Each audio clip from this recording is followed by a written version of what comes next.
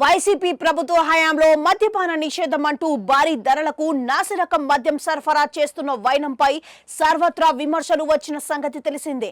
ఆ క్రమంలోనే గత ప్రభుత్వం తెచ్చిన మద్యం పాలసీ ఏపీలో ఇటీవల కొలువుదీరిన ఎన్డీఏ సర్కారు రద్దు చేసింది. ఈ నెల 12 నుంచి రాష్ట్రంలో కొత్త ఎక్సైజ్ పాలసీ అమల్లోకి రానుంది. మరోవైపు సెప్టెంబర్ 30వ తేదీలో ఏపీలోని ప్రభుత్వ మద్యం దుకాణాల్లో కాంట్రాక్ట్ బేసిస్ మీద పనిచేస్తున్న సేల్స్ మ్యాన్ సూపర్వైజర్ల కాంట్రాక్ట్ కు ముగిసింది. దీంతో ఈ రోజు నుంచి విధుల్లోకి రావడం లేదని వారు ప్రకటించడంతో ఏపీలో మద్యం షాపులు మూతపడ్డాయి. ఈ క్రమంలోనే రాష్ట్ర వ్యాప్తంగా మందుబాబులకు షాక్ తగిలినట్లయింది. అక్టోబర్ 10 వరకు మద్యం దుకాణాలు తెరవాలని కాంట్రాక్ట్ కు ఉద్యోగులను ప్రభుత్వం కోరినా ఫలితం లేకపోయింది. ప్రైవేట్ వైన్ షాపులు వస్తున్న నేపథ్యంలో తాము ప్రత్యామ్నాయ ఉద్యోగాలు చేసుకోవాలని 1వ తేదీ నుంచి విధుల్లోకి రాలేమని వారు స్పష్టం చేశారని తెలుస్తోంది.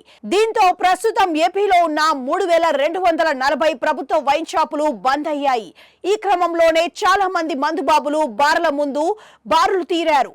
ఇక బార్లలో బారుగా ఉండే బిల్లులను భరించలేని వారు చుక్కలేక కక్కలేక మింగలేక ఉన్నారు.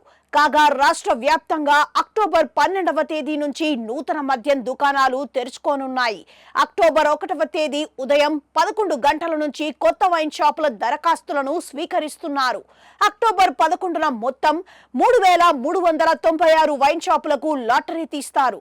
ఒక్కో టెండర్ దరఖాస్తు రుసుము 2 లక్షలు. టెండర్ దక్కినా దక్కకున్న ఆ 2 లక్షలు తిరిగి చెల్లించరు.